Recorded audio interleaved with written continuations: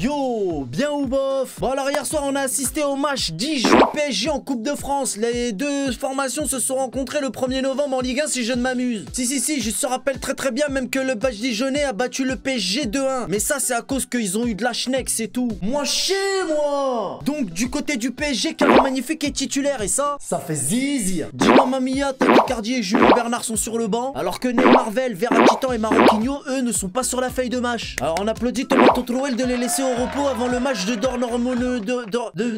Bref. Alors le match débute mais pas calmement. Non. J'ai même pas eu le temps de me gratter le fond qu'il y a déjà un parigot qui la fout au fond. Mais comment se ferait-ce? Après un centre venant de la gauche, il y a un imbécile de disjoncté qui peut pas s'empêcher de tromper son propre gardien. Et bim, ouverture du score pour le Paris Saint-Germain, 1-0 poteau. Ça fait zizi. Mais vas-y, ça va beaucoup trop vite, on est même pas une minute du coup d'envoi, j'ai même pas eu le temps de boire mon Pepsi poteau. Ah bah non, moi j'arrête mon débrief, ça va encore finir en Phibix et va y avoir plein de magounets sur mon écran. Moi chez moi. Les rouges vous corse faire disjoncter, ça se sent en plein nez. Moi chez moi. Mais je sais pas pourquoi à la 13e minute, il y a eu l'égalisation de Dijon à cause que Herrera il a perdu le ballon. Il y a l'attaquant des Bas Dijonnais qui a déclenché une frappe intérieur pied droit et il a trompé notre sûr parce qu'il était pas très sûr, c'est pour ça. Un partout, les Dijonnais reviennent déjà. Bon, ils reviennent, mais en vraie vérité, ils reviennent pour mieux se faire 10 gifler, 10 jours.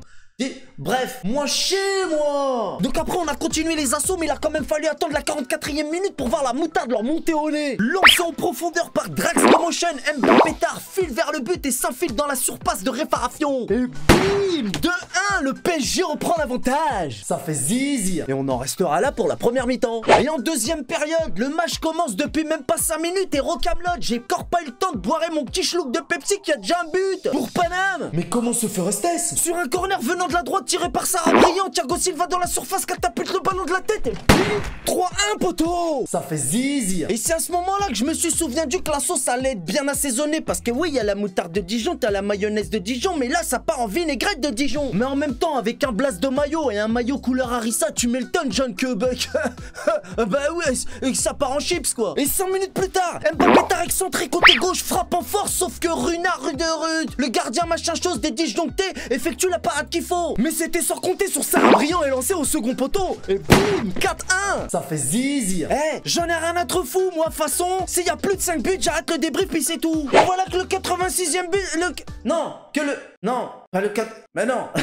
Et voilà que le 5e but arrive à la 86e minute. Mais comment se ferait-ce? Encore Mbappé re-excentré côté gauche dans la surface de réparation, hein, mais ils comprennent pas. Mais quand je vous dis qu'ils ont eu de la schneck la dernière fois, moi chez moi, il y a Mbappé qui voulait frapper, mais il y a Sounounou machin chose des disjonctés qui lui a dit non laisse, c'est moi je vais le mettre pour toi. Et bim, 5. J'arrive plus à compter ma gueule. Deuxième CSC, il y en a assez. Moi chez moi. Oh merde. La honte, ils sont obligés de mettre des CSC pour que vous puissiez gagner. Mais qu'est-ce que tes corps craint de raconter toi avec ta tête de Nemo sous perfusion pastille? Si t'enlèves les 2 buts, il reste encore 3-1 pour Paname, non? De toute façon, même Unai Emery, votre ancien coach, il vous a détruit en interview. La honte. On s'en bat les nuts, il fait partie du naufrage lui aussi façon. Il nous a collé des cric-au-vrac et des fessées. Alors il peut parler avec sa tête de cuistot. De toute façon, votre club est voué à l'échec en Ligue des Champions. Vous ne passerez jamais le cap. Et vous, la Coupe de France, c'est pas encore pour cette année. Et puis t'as la mémoire courte comme tes nageoires. Votre propre entraîneur actuel, il a dit qu'il allait se sauver avant la fin de la saison. Allez, marche une heure, bassine. Bref. Tu croyais que ça allait s'arrêter à 5-1? Eh ben non. Sarah Briand a décidé de mettre un doublé. J'ai dit, au-dessus de 5, j'arrête, c'est bon, j'en ai marre. Bref. Pour conclure, on est qualifié pour les demi-finales de Coupe de France sans forcer, sans se blesser et sans souffrance. Et pourtant, il y a le mot France dans souffrance. Dijon a bien tenu au début, mais a fini par craquer. Et nous, comme d'habitude, on a fini par dérouler. Voilà tout qu'est-ce que je pouvais dire sur ce match. Comme d'habitude, si cette vidéo t'a plu, n'hésite pas à lâcher un petit pouce bleu. Et avant de partir, n'hésite pas à faire un petit tour dans la Z-Boutique. Comme d'habitude, c'est sur YouTube que ça se passe. Le lien est dans la description de cette vidéo, poteau. C'est tout pour moi, c'était AZ-Story. Je vous donne rendez-vous pas plus tard que samedi après-midi, si je ne m'amuse, pour défoncer les hamiers morts moelleux. On connaît les bails. Salut.